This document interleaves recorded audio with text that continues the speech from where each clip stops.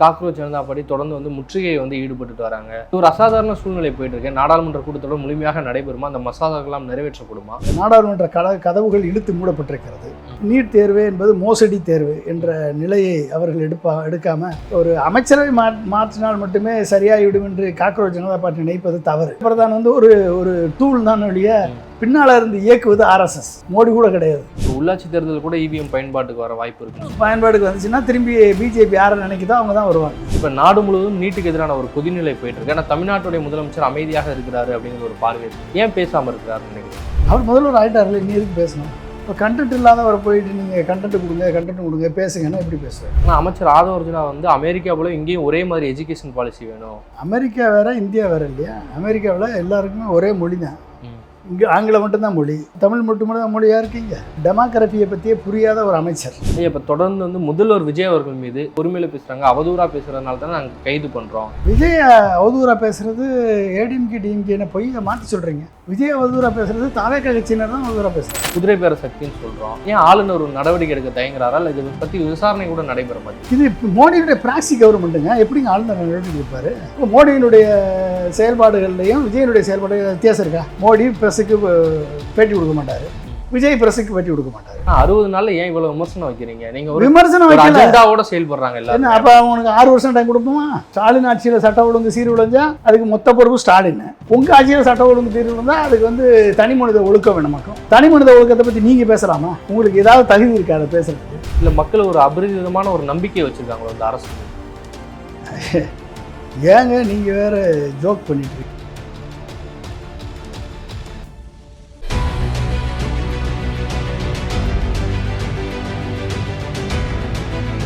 சாட்டை நேயர்களுக்கு வணக்கம். இன்றைய தினம் நம்முடன் இணைந்திருக்கிறார் அரசியல் திறனாய்வாளர் ஐயா பொன்ராஜ் அவர்கள். ஐயா வணக்கம். வணக்கம். நலமா இருக்கீங்களா ஐயா? நல்லா இருக்கு. புதிதாக மழைக்கால கூட்டத்தொடர் நாடாளுமன்றத்தில் போயிட்டு இருக்கு. இந்தியா முழுவதும் ஒற்றை பார்வையாக நாடாளுமன்றத்தில் தான் விழுந்திருக்கு. திமுகவுடைய நிலைப்பாடு என்னவா இருக்க போகுது? ஆம் ஆத்மியோட நிலைப்பாடு என்னவா இருக்க போகுது? பாஜக கொண்டு வர்ற இந்த திட்டங்கள்லாம் நிறைவேற்றப்படுமா படாதா அப்படின்னு சொல்லிட்டு பல்வேறு கேள்விகள் இருக்கா. நீங்கள் இந்த கூட்டத்தொடரை முதல்ல எப்படி பார்க்குறீங்க? கூட்டத்தொடர் என்றைக்குமே ஒரு புது கூட்டத்தொடர் வந்துச்சு அப்படின்னா மக்கள் விரோத சட்டங்களை செயல்படுத்துவதில் பிஜேபி தீவிரமாக இருக்கிறது. அதை எதிர்ப்பதில் எதிர்க்கட்சிகளும் தீவிரமாக இருக்காங்க. இந்த முறை இந்தியா கூட்டணி பிளவுபட்டு இருக்கிறது. திமுக தனித்து நின்று மற்ற எதிர்க்கட்சிகளோடு இணைந்து காங்கிரஸை தவிர்த்து மற்ற எதிர்க்கட்சிகளோடு இணைந்து செயல்படக்கூடிய முடிவு எடுத்திருக்கிறது. ஆனால் திமுகவுடைய தலைவர் தெளிவாக சொல்லியிருக்கார், டீலிமிட்டேஷனில் எங்களுடைய நிலைப்பாட்டை நாங்கள் ஒருபோதும் விட்டு கொடுக்க மாட்டோம். எங்களுடைய நிலைப்பாட்டுக்கு ஆதரவாக மத்திய அரசு தன் கொள்கைகளை மாற்றி டீலிமிட்டேஷனில் பாப்புலேஷனை மட்டும் பராமீட்டராக வைக்காமல் க்ரோத்து, ஜிடிபி, மற்றபடி அட்மினிஸ்ட்ரேஷன், இப்படி பல்வேறு காரணிகளை எப்படி 14th finance commission 15th finance commission taxes டெவல்யூஷனுக்கு வெயிட்டேஜ் ஃபேக்டர் கொடுக்குதோ அது மாதிரி மற்ற காரணிகளுக்கு வெயிட்டேஜ் ஃபேக்டர் கொடுத்து தமிழகம் பாதிக்கப்படாத வகையில் நடவடிக்கை எடுத்தால் நாங்கள் அதுக்கான ஆதரவை கொடுப்போம், இல்லை என்றால் நாங்கள் எதிர்ப்போம் என்பதை தெளிவுபடுத்தியிருக்கிறார்கள். எனவே திமுக தன் நிலைப்பாட்டில் மாற்றமில்லை, ஆனால் காங்கிரஸோடு சேர்ந்து இனிமேல் செயல்படப் போவதில்லை என்பதை அவர்கள் தெளிவாக இருக்கிறார்கள். காலையில் இந்தியா பிளாக்ல நடந்த ஆய்வில் கூட கலந்தாலோசனத்தில் திமுக பங்கு பெறலை, ஆம் ஆத்மி கட்சியும் பங்கு பெறலை. பரவலாக பேசப்படுறது இந்த 3 முக்கியமான சட்டங்களை ஆதரிக்க போகிறாங்க திமுக. ஒரே நாடு ஒரே தேர்தலையோ இல்லை டீலிமிட்டேஷன் நீங்கள் சொன்ன மாதிரி மினிமம் காமன் ப்ரோக்ராம் ஏதாவது கொண்டு வந்தாங்கன்னா ஆதரிக்கிறதுக்கான வாய்ப்புகள் இருக்குன்னு சொல்கிறாங்க. அதற்கான சாத்தியக்கூறுகள் இருக்கா? அப்படி இருக்க மாதிரி எனக்கு தெரியல. அதாவது தன் கொள்கையில் சிறிதும் காம்ப்ரமைஸ் பண்ணுறதுக்கு திமுக கொள்கையை விட்டு கொடுத்து போகிற கட்சி அல்ல. கண்டிப்பாக அப்படி காம்ப்ரமைஸ் பண்ணி போகணும்னு நினச்சிருந்தா 2024 அறுதி பெரும்பான்மை கிடைக்காத நிலையில் காங்கிரஸ் எப்படி திமுகவின் முதுகில் குத்தி விட்டு கார்த்தி சிதம்பரம் சொன்னது மாதிரி அவங்களால ஆட்சி அமைக்க முடியுமா? அவங்களால ஒன்றும் செய்ய முடியாது, அதனால் நாங்கள் தாவக பக்கம் போயிட்டோம்னு சொல்லி கார்த்தி சிதம்பரம், மாணிக் தாக்கூர் போன்றவர்கள் எல்லாம் சொல்லி திமுகவின் முதுகில் குத்தி விட்டு சென்றது போல் திமுக தன் கூட்டணி கட்சிகளான காங்கிரஸ் முதுகிலோ மற்ற கட்சிகள் முதுகிலோ குத்திவிட்டு பிஜேபியிடம் செல்லவில்லை. எனவே அவர்கள் கண்டிப்பாக திமுகவை பொறுத்த வரைக்கும் மாநில சுயாட்சி, மாநில மொழிக் கொள்கை, செக்குலரிசம், அதாவது மதச்சார்பின்மை, இப்படிப்பட்ட பல்வேறு கொள்கைகளை எதிர்த்து, அதாவது கொள்கைகளை டைல்யூட் பண்ணக்கூடிய வேலையில் பிஜேபி இறங்கி இருக்கிறது. அதை எதிர்த்து களமாடக்கூடிய கட்சியாகத்தான் திமுக இருக்கிறது. ஆனால் 94 ஒரு மினிமம் காமன் ப்ரோக்ராம் மூலமாக வந்து கூட்டணி வச்சாங்க பாஜக கூட. அதே மாதிரி இப்போ செயல்படலாம்னு சொல்லிட்டு ஒரு பார்வை இருக்குது. அது மட்டும் இல்லாமல் திமுகவுடைய ஆதரவாளர்கள் இடபிள்யூஎஃப்ஸை எப்படி காங்கிரஸ் ஆதரிச்சிச்சோ, எப்படி கம்யூனிஸ்ட்டுகள் நீங்கள் எந்த அடிப்படையில் ஆதரிச்சிங்களோ அதே மாதிரி நாங்கள் இதை ஆதரிக்கிறதுக்கான வாய்ப்புகள் இருக்குன்னு சொல்லி இணையதளத்தில் எழுதிக்கிட்டு இருக்காங்க இல்லையா கடந்த 2 நாட்கள். எல்லாருக்கும் கருத்து சொல்கிறதுக்கு உரிமை இருக்குது, எல்லாரும் எழுதுவாங்க. டிசிஷனை எடுக்கக்கூடிய தலைவர் என்ன சொல்கிறான்ற பொறுத்தான முடிவு. அதனால் இவர்கள் எழுதுபவர்கள் எல்லாரும் இல்லாத எழுதலாம். ஆனால் அவர்களுக்கு அந்த ஆசை இருக்கலாம், ஏன் செய்யக்கூடாது. இவர்களுக்கு குத்தும் போதும் அரசியல் பிழைத்தோருக்கு அறம் கூற்றாகும்னு சிலப்பதிகாரத்தில் சொல்லியிருக்கு. அப்போ அந்த அறத்தையெல்லாம் இங்கே வந்து ஒன்றுமே இல்லை. அந்த அறமெல்லாம் வந்து இன்னைக்கு தமிழ்நாட்டினுடைய அரசியலில் செல்லுபடி ஆகாது. எனவே அரசியலில் அறத்தை பார்க்கக்கூடாது, அரசியலில் பணத்தையும் பதவியை மட்டும்தான் பார்க்கணுன்ற மாதிரி அரசியல் ஆகிப்போச்சு. இப்படிப்பட்ட காலகட்டங்களில் அதே அறத்தையும் அந்த அற வழியை மீறி செயல்படக்கூடிய நிலையில் திமுக போகாதுன்னு தான் நான் நினைக்கிறேன். அதுக்கு மேலே என்ன நடக்குதுன்னு போக தான் தெரியும், நம்மளுக்கு தெரியாது. அதே மாதிரி காக்ரோச் ஜனதா பார்ட்டி தொடர்ந்து வந்து முற்றுகை வந்து ஈடுபட்டுட்டு வராங்க. இந்த இப்போ கூட பேச்சுவார்த்தை நடத்துறதுக்கான அழைப்புதல் வந்து கொடுத்துருக்கோன்னு வந்து சொல்கிறாங்க. இந்த ஒரு அசாதாரண சூழ்நிலை போயிட்டு இருக்கு. நாடாளுமன்ற கூட்டத்தொடர் முழுமையாக நடைபெறுமா, அந்த மசோதாக்கெல்லாம் நிறைவேற்றப்படுமா? காக்ரோச் ஜனதா பார்ட்டி இன்றைக்கி நாடாளுமன்றத்தை முற்றுகையிடுவதற்கு போய் கொண்டிருக்கிறார்கள். இன்றைக்கு வந்து அவர்கள் மேலே தடியடி நடத்தியிருக்காங்க. நாடாளுமன்ற கதவுகள் இழுத்து மூடப்பட்டிருக்கிறது. சிஎஸ்எஃப் வீரர்கள் தயார் நிலையில் இருக்கிறார்கள். அவர்கள் மேல் தண்ணீரை பீச்சி அடிப்பதற்கும் தண்ணீர் புகை குண்டுகளை வீசி அவர்களை முறியடிப்பதற்கும் தடியடி நடத்தி அவர்களை கலைப்பதற்கும் ஆனால் முஸ்தீவுகள் நடந்து கொண்டிருக்கிறது. காக்ரோச் ஜனதா பார்ட்டியை சேர்ந்த நண்பர்கள் இன்றைக்கு கல்வி அமைச்சர் தர்மேந்திர பிரதான் பதவி விலக வேண்டும் என்று போராடுகிறார்கள். அவர்களது நோக்கம் சரியாக இருந்தாலும் நீட் தேர்வில் வினாத்தால் தொடர்ந்து கசிந்து கொண்டு வருவது, நீட் தேர்வில் வந்து பல்வேறு முறைகேடுகள் நடப்பது, நீட் தேர்வு என்பது மோசடி தேர்வு என்ற நிலையை அவர்கள் எடுக்காமல் ஒரு அமைச்சரவை மாற்றினால் மட்டுமே சரியாகிவிடும் என்று காக்ரோச் ஜனதா பார்ட்டி நினைப்பது தவறு. ஒட்டுமொத்தமாக நீட் தேர்வே வந்து இது வந்து மத்திய மாநில அரசுகளுக்கான ஒரு இளைஞர்களுக்கு மருத்துவ படிப்பை எட்டாக்கணியாக ஆக்க செய்வதற்கான ஒரு மிகப்பெரிய ஒரு சதி வேலை என்ற அளவில் தான் அதை நம்ம பார்க்கணும். எனவே வந்து ஒட்டுமொத்தமாக நீட் தேர்வை ரத்து செய்ய வேண்டும். இல்லை என்றால் நீட் தேர்வு சென்ட்ரல் கவர்மெண்ட் இன்ஸ்டிடியூஷனுக்கு மட்டும்தான், ஸ்டேட் கவர்மெண்ட்டுக்கு அவங்கவுங்க என்ன முறையில் தேர்ந்தெடுக்கணுமோ அதை தேர்ந்தெடுக்கலான்ற முடிவை மத்திய அரசு எடுக்க வைக்க வேண்டும் என்று சிஜேபி போராடணும், கரப்பான் பூச்சி கட்சியினர் போராடணும். அதை விட்டுட்டு தர்மேந்திர பிரதான் நீக்கிட்டாலே எல்லாமே சரியாயிரும் அப்படின்னு நினைப்பதெல்லாம் முட்டாள்தனம். தர்மேந்திர பிரதான் வந்து ஒரு டூல் தான் வழிய பின்னால் இருந்து இயக்குவது ஆர்எஸ்எஸ், பின்னால் இருந்து இயக்குவது பிஜேபி, மோடி கூட கிடையாது. அப்போ ஆர்எஸ்எஸ்னுடைய கொள்கைகளை செயல்படுத்தக்கூடிய ஒரு இன்ஸ்ட்ருமெண்ட்டாக தான் பிஜேபி அரசு இருக்கிறது, மோடி அரசு இருக்கிறது. எனவே தர்மேந்திர பிரதானை நீக்கிவிட்டால் எல்லாம் சரியாகிவிடும் என்று நினைப்பது முட்டாள்தனம். எனவே சிஜேபி கட்சியினர் அவர்களது கொள்கையை வந்து இன்னும் விரிவாக திங்க் பண்ணணும். அவர்கள் வந்து நீட்டை ஒட்டுமொத்தமாக ரத்து செய்யணும். மொழிக் கொள்கையில் வந்து அவர்கள் ஒரு சரியான முடிவு எடுக்கணும். மும்மொழி திட்டத்தை திணிக்கக்கூடாது. அடுத்து வந்து நீ எஜுகேஷன் பாலிசியை திணிக்கக்கூடாது. நீ என்ன பாலிசினாலும் கொண்டு வந்துக்கோ, சென்ட்ரல் இன்ஸ்டிடியூஷனுக்கு அதை யூஸ் பண்ணிக்கோ, பட் ஸ்டேட்டில் நீ திணிக்காத என்ற நிலையை அவர்கள் எடுக்க வேண்டும். நீட்டை ரத்து செய்ய வேண்டும். அது மட்டும் இல்லாமல் இவிஎம்மை ரத்து செய்யணும், வாக்குச்சீட்டு முறைக்கு திரும்பணும். இப்போ உள்ளாட்சி தேர்தல் கூட இவிஎம் பயன்பாட்டுக்கு வர வாய்ப்பு இருக்கு. பயன்பாட்டுக்கு வந்துச்சுன்னா திரும்பி பிஜேபி யாரை நினைக்குதோ அவங்க தான் வருவாங்க. இப்போ நாடு முழுவதும் நீட்டுக்கு எதிரான ஒரு கொதிநிலை போயிட்டு இருக்கு. ஏன்னா தமிழ்நாட்டுடைய முதலமைச்சர் அமைதியாக இருக்கிறாரு அப்படிங்கிற ஒரு பார்வை இருக்கு. ஏன்னா கடந்த காலங்களில் மாணவர்களுக்கு விருது வழங்குற விழாவில் நீட் தேர்வு குறித்து பயங்கரமாக எதிர்த்து பேசியிருந்தார் முதல்வர். இப்போ முதல்வரான பின்பு அவர் பேசவே இல்லை அப்படிங்கிற ஒரு குற்றச்சாட்டை எதிர்க்கட்சிகள் வந்து வைக்கிறாங்க. ஏன் பேசாமல் இருக்கிறாருன்னு நினைக்கிறீங்க? அவர் முதல்வர் ஆகிட்டார்ல, இனி எதுக்கு பேசணும்? முதல்வர் ஆகிறதுக்கு முன்னாலேயும் பேச தெரியாது, முதல்வர் ஆன பிறகும் பேச தெரியாது. அவர் பேசினார்னா வன்மத்தையும் ஆணவத்தையும் அகங்காரத்தையும் திமுக மேலே குற்றச்சாட்டையும் பொய் குற்றச்சாட்டையும் சொல்லத்தான் தெரியும். வேறு என்ன அவருக்கு தெரியும்? அதனால் வந்து ஒரு கொள்கையை பற்றி பேசுகிறதுக்கோ, ஒரு இதை பற்றி அதை வந்து குரல் எழுப்புவதற்கோ, உரிமை குரலை முழங்குவதற்கோ அவருக்கு வந்து சப்ஜெக்ட் கண்டென்ட் கிடையாது. இப்போ கண்டென்ட் இல்லாதவரை போயிட்டு நீங்கள் கண்டென்ட் கொடுங்க பேசுங்கன்னா எப்படி பேசுவார்? அதனால் வந்து அவர்கிட்ட சட்டியில் இருந்தால் தான் ஆப்பையில் வரும். அவர்கிட்ட இல்லை, அதனால் வராது. ஆனால் அமைச்சர் ஆதவ அர்ஜுனா வந்து அமெரிக்கா போல இங்கேயும் ஒரே மாதிரி எஜுகேஷன் பாலிசி வேணும், ஒரே நாடு ஒரே கல்வி முறையெல்லாம் வேண்டுங்கிற மாதிரிலாம் கேட்குறாங்க. அமைச்சர்கள் நிறைய பேர் பள்ளிக்கு ஆய்வுக்கு போகிறாங்க, ஆய்வுக்கு போயிட்டு அதை ரீல்ஸாக எடுத்து வெளியிடுறாங்க. இதெல்லாம் வந்து பேசு பொருள் ஆகிட்டே இருக்கு இல்லையா? தொடர்ந்து முதல்வர் பேச மாட்டேங்கிறார், அவரை பற்றி எல்லாருமே பேசிக்கொண்டே இருக்கிறாங்க. அமெரிக்கா வேற இந்தியா வேற இல்லையா? அமெரிக்காவில் எல்லாருக்குமே ஒரே மொழி தான். இங்கே ஆங்கிலம் மட்டும்தான் மொழி. இங்கே தமிழ் மட்டும்தான் மொழியாக இருக்கீங்க. அப்போ ஒட்டுமொத்தமாக டெமோக்ரஃபியை பற்றியே புரியாத ஒரு அமைச்சர், டெமோக்ரஃபினால என்ன அப்படின்றதை புரியாத ஒரு அமைச்சர் பேசுவதையெல்லாம் வந்து நம்ம வந்து டிஸ்கஸ் பண்ணுறதுக்கு சிறிதும் கூட தகுதி இல்லாதவர்கள் பேசக்கூடிய பேச்சை நம்ம வந்து அதை எடுத்துக்கிட்டு இருக்க முடியாது. அதாவது ஒவ்வொரு மாநிலமும் அமெரிக்கா மாதிரி நீ வளரணும் அப்படின்னா எப்படி பேசியிருக்கணும்? அமெரிக்கா 250 ஆண்டுகள் பழமையான டெமோக்ரஸி. அமெரிக்கா இன்றைக்கு வளர்ந்துருக்கிறதுக்கு காரணம் ஒவ்வொரு மாநிலத்தினுடைய கோர் காம்பிட்டன்ஸ். ஒவ்வொரு மாநிலமும் தனித்தனியாக வளர்ந்துருக்கு.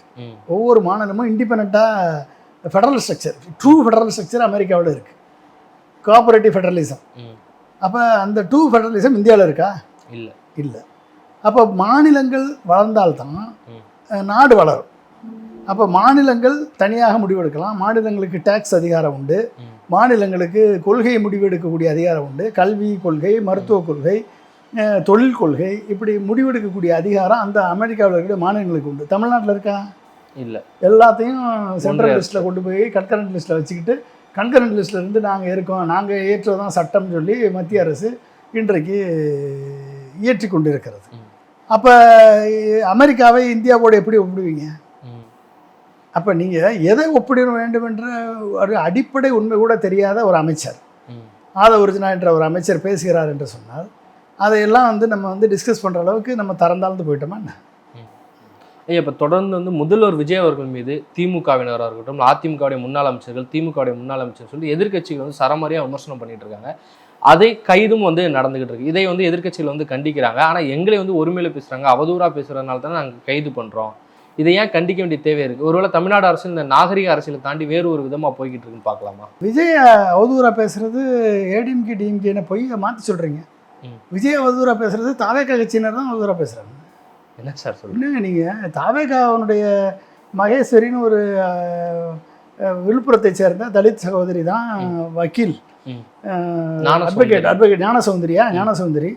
அவங்க வந்து உயர்நீதிமன்றத்தில் வழக்கே போட்டாங்க. இந்த மாதிரி பப்ளிக் ப்ராசிக்யூட்டருக்கு 30 லட்சம் வாங்குறாரு ஆனந்த் அப்படின்னு. இப்போ குற்றஞ்சாட்டு சொன்னது திமுக காரங்களாம் சொன்னாங்க. யார் சொன்னது? தாவேகாவினர் தான் சொன்னாங்க. தாவேகாவினர். அப்போ அவங்கள கட்சியை விட்டு நீக்கியிருக்காங்களே. யார் மேலே குற்றச்சாட்டு போட்டது? அவர் மேலே ஆக்ஷன் எடுத்திருக்காங்களே. ஏன் ஆனந்த் மேலே, புஷி ஆனந்த் மேலே.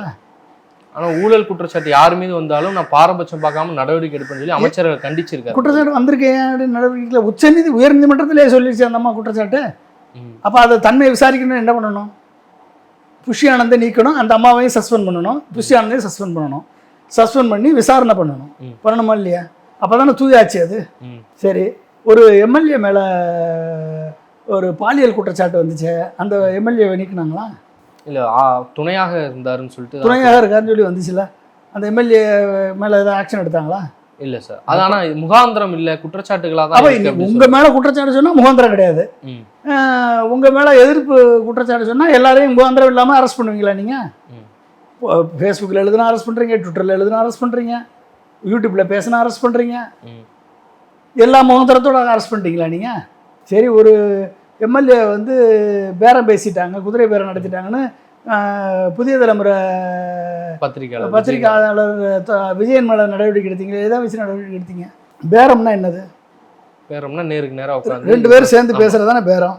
அப்போ பேரத்தில் ஈடுபட்ட 2 பேரையும் அரெஸ்ட் பண்ணணுமா இல்லையா? உங்கள் எம்எல்ஏவையும் அரெஸ்ட் பண்ணல? அவர் தானே அந்த வழக்கை பதிவு பண்ணுறாரு சார். என்னிடம் இந்த மாதிரி பேரம் பேசினா நீ பேரத்துக்கான அரெஸ்ட் பண்ணி கொண்டாங்க, விசாரணைக்கு கொண்டு வாங்க. அவர் மேலே குற்றச்சாட்டை பதிவு பண்ணுங்க, உங்கள் மேலே வந்திருக்கு அப்படின்னு அவர் தான் சொன்னாருன்னா அவரை விட்டுருவீங்களா நீங்கள்? அவர் யாரை வேணாலும் சொல்லலாமா? அவர் சொன்னதில் உண்மைத்தன்மை இருக்கான்னு தெரிய வேணாமா? நீங்கள் வந்து ஒன்றுமே இல்லை, உங்கள் மேலே குதிரை பேரத்தினுடைய குற்றச்சாட்டு எப்போ இருந்து ஆரம்பிச்சிச்சு? டிடிவி தினகரன் அமமுகவுடைய எம்எல்ஏவை தூக்குனீங்க, காணாமல் போயிட்டாரு தூக்குனாங்க. அவர் நைட்டு எல்லாம் போய் கவர்னர் மாளிகையில் போய் புகார் கொடுத்தாரு. மறுநாள் காலையில் சட்டசபையிலே அவர் கட்சி மாறிட்டார் உங்கள் பக்கம். இந்த குதிரை பேரத்தினுடைய முதல் நாடகம் அரங்கேறப்பட்டது. அடுத்து என்னது, அதிமுகவினுடைய ஸ்பிளிண்டர் குரூப்பை போய் என்கரேஜ் பண்ணீங்க.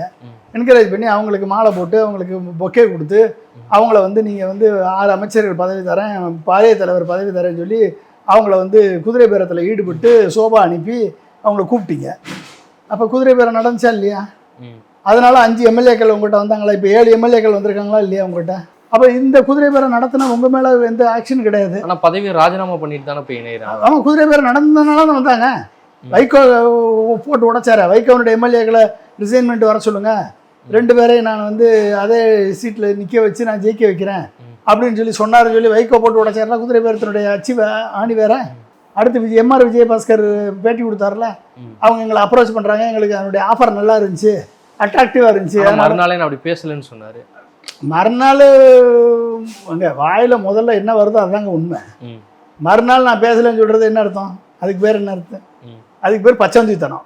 அதுக்கு பேர் வந்து ஐயோ உண்மையை போட்டு உடச்சிட்டானே அப்படின்னு சொல்லி வரும். வாயில் என்ன உண்மை வருதோ முதல் நாள் வருதோ அதுதான் உண்மை.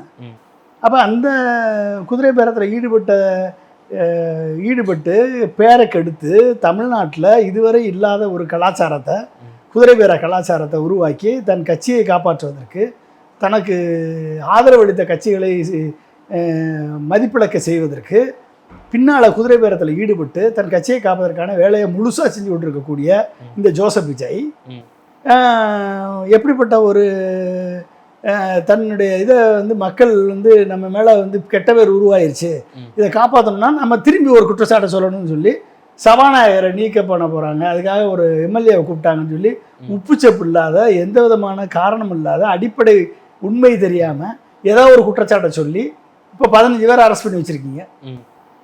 கண்ணு முன்னால் 100 கோடி இடத்த ஆட்டையை போட்டு 2 கோடிக்கு பத்திரப்பதிவு பண்ணி கொடுத்துட்டு ஹெச்ஆர்என்சி மினிஸ்டரும் பத்திரப்பதிவுத்துறை மினிஸ்டரும் மக்கள் மத்தியில் பொய் சொல்லிட்டு உட்காந்துருக்காங்க கண்ணு முன்னால்.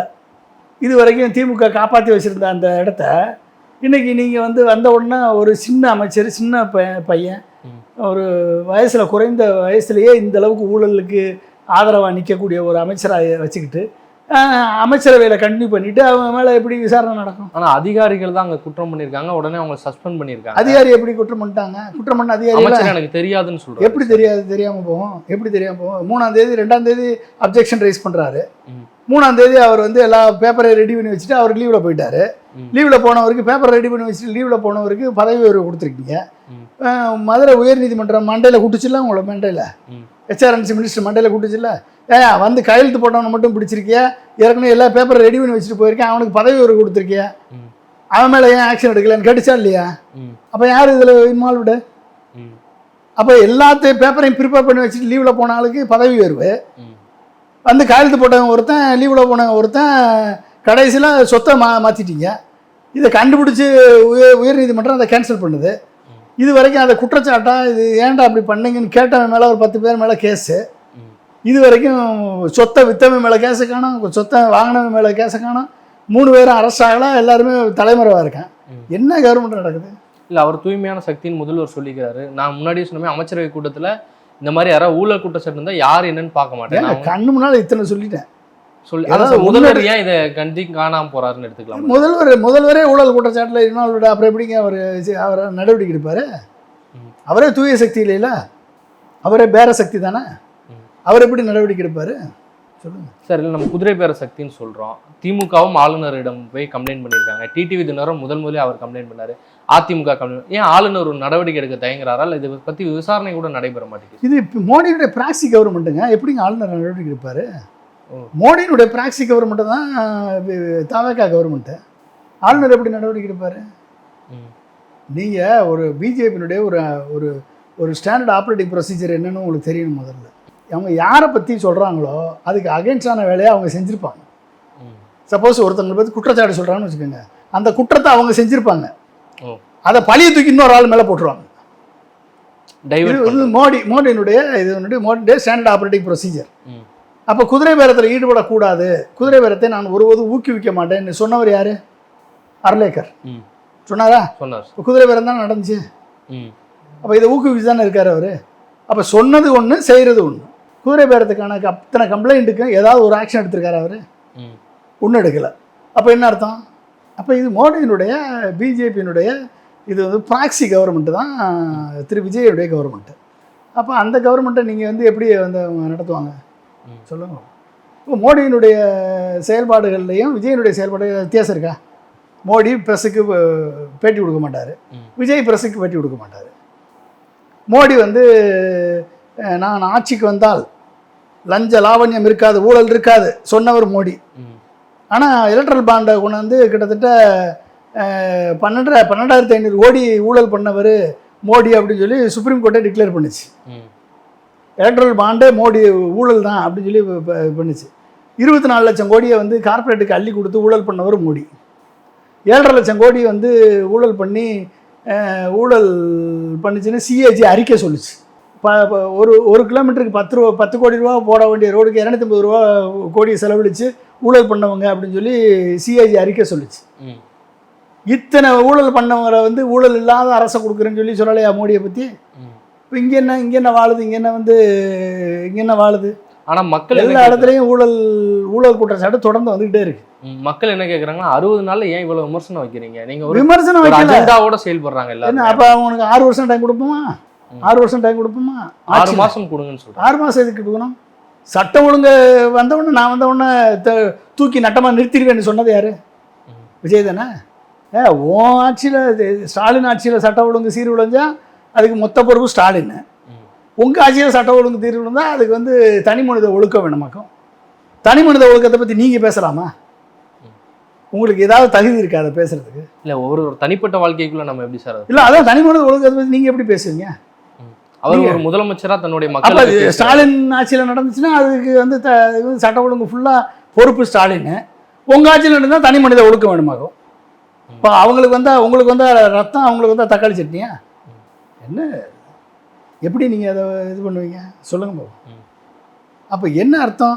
நீங்கள் வந்து ஒட்டுமொத்தமாக பழிய போட்டீங்க. இல்லை, இப்போ அமைச்சர்கள் முதல் கொண்டு அதை தான் பண்ணிட்டு இருக்காங்க. சமீபத்தில் சரத்குமார் அமைச்சர் அவர்கள் வந்து சொல்லியிருக்காரு, நான் நல்லது செய்ய நினைச்சா கூட கீழே இருக்கிற உள்ளாட்சி பிரதிநிதிகள் நல்லது செய்ய விட மாட்டேங்காங்க, அவங்க மூலமா வந்து தடுக்கிறாங்க அதை அப்படின்னு வந்து வைக்கிறது. இந்த மாதிரி விக்டிம் கார்டு ப்ளே பண்றது மக்கள் மத்தியில் என்ன மாதிரியான? உள்ளாட்சி பிரதிநிதியிலே இல்லையே. இப்போ இல்லாத பிரதிநிதியை போய் சொல்றான்னா அவன் எப்படிப்பட்ட ஒரு பிராடா இருப்பான்னு பாருங்க.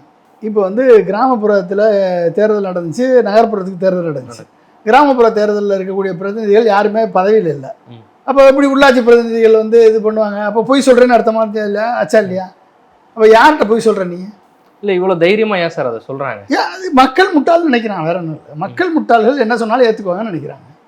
இல்லாத பிரதிநிதிகள்கிட்ட போய் குற்றச்சாட்டு சொன்னேன்னு என்ன அர்த்தம்? உனக்கு உன்னுடைய இயலாமையை, உனக்கு வந்து அது ஆட்சி நடத்த தெரியல, அந்த இயலாமையை தூக்கி உள்ளாட்சி பிரதிநிதிகள் மேலே போடுற. உள்ளாட்சியில் எவனுமே இல்லையா? உள்ளாட்சி கவர்மெண்ட் இப்போ ரன் பை ஸ்பெஷல் ஆஃபீஸர்ஸ். அப்போ special officers are under direct control of the government. அப்போ நீ கவர்மெண்ட் மேலே குறை சொல்லணும். அப்போ நீ உள்ளாட்சி பிரதிநிதிகள் வந்து எதிர்கட்சிக்காரங்க இருக்காங்கன்னு சொல்லி சொன்னீங்கன்னா அப்போ எப்படிப்பட்ட வடிகட்டின பொய்யை வந்து ஒரு அமைச்சர் பேசுறாரு, இதையும் மக்கள் நம்புவான்னு சொல்லி பேசுறாங்கன்னா அவ எப்படி இருக்கும்? இல்லை, மக்கள் ஒரு அபரிதமான ஒரு நம்பிக்கையை வச்சிருக்காங்களோ இந்த அரசு மீது. ஏங்க நீங்க வேற ஜோக் பண்ணிட்டு இருக்கீங்க? என்ன நம்பிக்கை வச்சுட்டாங்க? இல்லை, நம்பிக்கை சரி, நம்பிக்கை வச்சு என்ன நம்பிக்கையை காப்பாற்றிட்டீங்க? உங்கள் மேலே நம்பிக்கை வச்சு தானே ஓட்டு போட்டாங்க. 200 யூனிட் மின்சாரம் இலவசம்னு சொன்னீங்க. நீங்கள் வந்தவுடனே என்ன பண்ணீங்க? 500 யூனிட்டுக்கு மேலே போகக்கூடாதுன்னு நீங்கள் இப்போ போகக்கூடாதுன்னு சொல்லி என்னத்தை ஃபிக்ஸ் பண்ணீங்க? மின்சார கட்டணத்தை 2 மடங்கு ஆக்கிட்டீங்க. இன்றைக்கி ஒவ்வொருத்தருக்கும் 3 மடங்கு மின்சார கட்டணம் வருது. 1000 ரூபா மின்சார கட்டணம் கட்டினவங்களுக்கு 4000 ரூபா வருது. ஆனால் அது அறிவிக்கப்படாத மின்சார கட்டணம் என்ன அறிவிக்கப்படாத? அஃபிஷியலாக இன்னும் அறிவிக்காமையே எல்லாரோட மின்சார கட்டணம் அறிவிக்காமே மின்சார கட்டணம் கூட்டியாச்சு, கூட்டிட்டாங்க. அறிவிக்காமே கூட்டிட்டீங்க. விவசாயிகளுக்கு நான் கடன் தள்ளுபடி பண்ணுவேன்னு சொன்னீங்க. என்ன கடன் தள்ளுபடி பண்ணீங்க சொல்லுங்க? சொன்னது ஒன்று செஞ்சது ஒன்று. இது வரைக்கும் வந்து தாய்மாமன் சீர் தருவேன்னீங்க எல்லாத்துக்கும், பிறந்த குழந்தை அத்தனை பேருக்கும். இப்போ என்ன சொல்கிறீங்க? ஹாஸ்பிட்டலில் கவர்மெண்ட் ஹாஸ்பிட்டலில் பிறந்த குழந்தைக்கு தான் தருவேன்றீங்க. அது கூட இன்னும் தரலை. நான் வந்து அடுத்த நொடி எல்லாரும் பஸ்ஸில் ஃப்ரீயாக போகலான்னீங்க. எங்கே போச்சு ஃப்ரீயாக போனாங்க? எல்லா பஸ்ஸையும் தாராக வறுத்துட்டு இருக்கீங்க. அதுக்கான காரணம் வந்து பட்ஜெட் இல்லை எங்கள்கிட்ட. என்ன பட்ஜெட் இல்லை? மாதம் 20000 கோடி வருது. அந்த பணம்ல என்ன பண்ணுறீங்க? மாதம் 20000 கோடி வருமானம் வருது. என்ன பட்ஜெட் இல்லை? யாரை ஏமாத்துறீங்க? 10 லட்சம் கோடி கடனில் விட்டுட்டு போய் யாரை ஏமாத்துறீங்க? அது எல்லா கடன் வந்து அளவுக்குள்ளே இருக்குது. அப்போ உங்களுக்கு ஆட தெரியாதவங்க வீதி கோணல்ல மாதிரி உங்களுக்கு ஆள தெரியாதவங்களுக்கு கடன் வச்சுட்டு போயிட்டாங்கன்னு சொல்லி இப்போ பொய்யை சொல்லிட்டு உட்காந்துருக்கீங்க. ம். கடன் வந்து வாங்கக்கூடிய அளவுக்கு தான் கடன் இருக்கு. சார் இப்போ வந்து பட்ஜெட் போட போறாங்க, அது குறித்து எல்லா வேலைகளும் செய்யுங்கன்னு சொல்லி முதலமைச்சர் அவர்கள் அமைச்சர்களுக்கு வந்து சொல்லியிருக்காங்க. பட்ஜெட் உரை வந்து எல்லாருமே தெளிவா பேசணும் அப்படிங்கிற இன்ஸ்ட்ரக்ஷன்லாம் கொடுத்ததா சொல்லுவோம். பட்ஜெட்ல நம்ம என்ன எதிர்பார்க்கலாம்? பட்ஜெட்ல ஒருத்தர் தான் ஒரே பேச போறாரு, எல்லாரும் என்னது தெளிவா இல்ல துறை சார்ந்து கேட்கிற கேள்விகளுக்கு பதில் கொடுக்கணும்னு சொல்றாங்க. நம்ம என்ன எதிர்பார்க்கலாம் அந்த பட்ஜெட்ல? என்ன எதிர்பார்க்கலாம்? ஒன்றும் எதிர்பார்க்க முடியாது. இருக்குது என்னத்தை எதிர்பார்க்க போறோம்? புதிய இது வரைக்கும் என்னத்தை எதிர்பார்த்தீங்க? என்ன கிடைச்சிச்சு உங்களுக்கு? ஒன்றும் இல்லை. அதே மாதிரி பட்ஜெட்லேயும் ஒன்றும் இருக்காது, அவ்வளோதான். ஓகே சார், பல்வேறு கேள்விகளுக்கு விடையளித்தீங்க. நன்றி சார். நன்றி. சாட்டை எடுத்து நாட்டை திருத்து இளம் தலைமுறை.